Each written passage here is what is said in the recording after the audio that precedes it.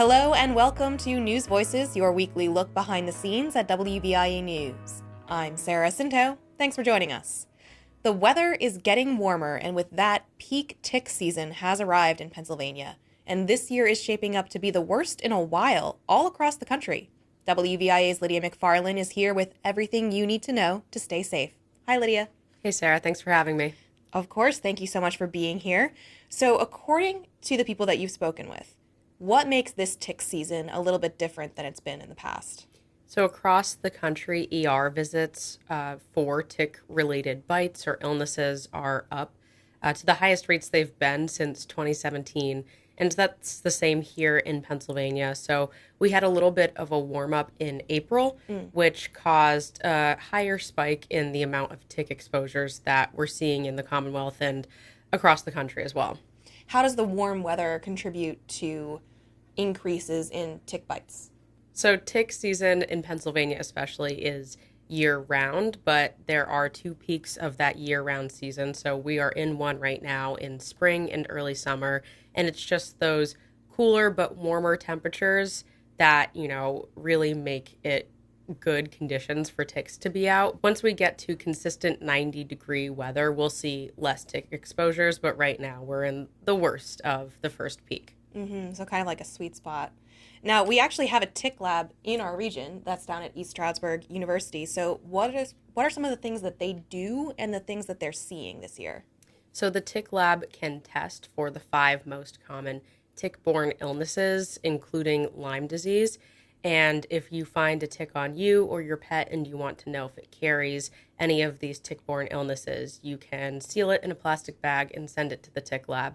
And they will record that, report that to the state, depending on what that tick comes up having, if anything. So they do free testing for all Pennsylvania residents. And again, they're just seeing this spike, which is pretty common every year around this late spring, early summer. But we're also seeing alpha-gal syndrome, and that's across the country, but here in Pennsylvania now, the tick lab does not report for this or test for this because it is based on an individual voluntarily reporting. But this alpha-gal is, it causes a red meat and dairy allergy. And so that is one of the new things that we're concerned with this year. Tick-borne illness is always the concern with a tick bite, but how much of a risk is alpha-gal at the moment? So again, the health department just wants everyone to always be practicing tick prevention. And alpha-gal, the health department said there's less than 50 reported in Pennsylvania so far. And it is an allergy, so they compared it to like a peanut allergy. Not everyone, if they're exposed, is going to develop this allergy. It's just dependent on your own immune system. But again, we have around 50 cases reported for now. And that syndrome would make you allergic to red meat and animal products. So what can people be doing to protect themselves from ticks and tick bites? Yeah, so just always be practicing prevention. The Department of Health recommends, spraying chemical insect repellents on your socks and your shoes and clothing. If you're camping, on your tents, your sleeping bags, and anything that's cloth.